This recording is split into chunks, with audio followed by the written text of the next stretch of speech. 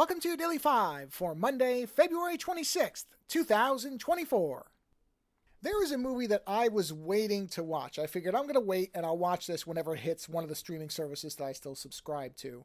But over the weekend, I had seen some news about it winning some awards and I was reading some more glowing reviews of it. And I finally just said, oh, whatever, I'm just going to rent this because it recently, I think in the last couple of weeks, it became available to rent digitally.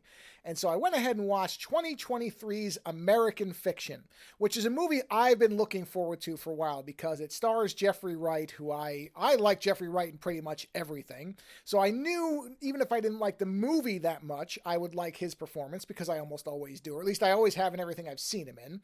And then I looked at the rest of the cast, and it's quite a stacked cast. There's a lot of names in here that you will probably recognize, or faces if you don't know the names.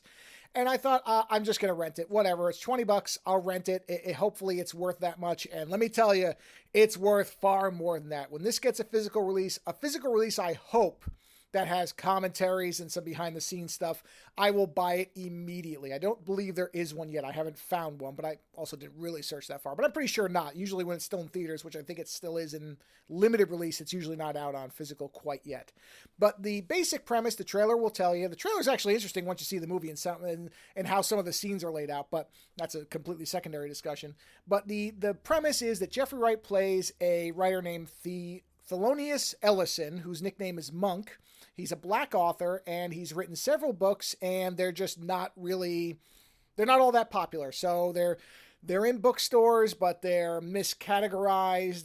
And he's seeing that other authors who are writing what he feels is stereotypical and limiting versions of Black lives are getting success. They are writing in a way that he feels is demeaning and limiting, and yet they are being accepted and showered with awards and praise and, big conferences. And he finally hits a point of frustration and decides to write a book that imitates what he thinks is making fun of this simplistic storytelling. And much to his chagrin and what becomes kind of a painful irony later, that book blows up more than any of his other ones did. And so now he's put into this awkward position where he is making a successful run with a type of writing that he himself looks down on quite heavily. And so that's the satirical part of the movie. But the movie is just as much, and I think to me, the more successful part of the movie. Not that the satire is not good. It is. It at times is a little bit over the top, but I think that's sometimes a necessity of talking about stuff like this.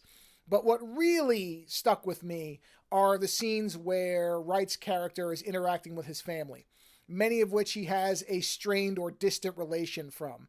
And over the course of the book, through events that are going on, through his kind of struggles and the family's struggles, they kind of learn to understand each other a little bit differently than they may have before. And that stuff, I think, is really what makes the movie exceptional. Don't get me wrong. The satire is funny. I have no trouble believing that many of the things that are shown in a satirical manner here probably are variations of things that happen all the time. Whether, of course, they're as overt as this movie plays them, probably not, but still, that stuff is there. And it does have a lot of subtle storytelling and subtle, clever things to say as well. And I was really interested in the ending. The ending is just enough that it will challenge some people to think about what it is, but without getting into David Lynch territory of, wait a minute, I'm not really sure what happened. I guess I have to form my own ending. It's not one of those, but it gives you just enough where you actually have to think about what it's telling you and what it means. But overall, I mean, the cast, as I said, is great. The music is spectacular. This is the first feature from the director, Cord Jefferson, which amazes me because it's so well made. It is rightly being recognized as a fantastic movie. If it's not Jeffrey Wright's best performance so far, as some have said, it's definitely up there. He carries the movie, but he's also helped out by a wonderful supporting cast. Nobody is bad in this movie. Everybody is great. I think this is a movie that I would recommend to almost everybody. In particular, obviously, anybody who is Black will see a lot in here that they'll probably be able to relate to, but also anybody who's just a creator, no matter where you come from. You look at the struggles that this person is going through, regardless of race. And many people will understand the kind of frustration of thinking that you're doing your best work and nobody's seeing it. So it works on many levels. It's just an all-around great movie.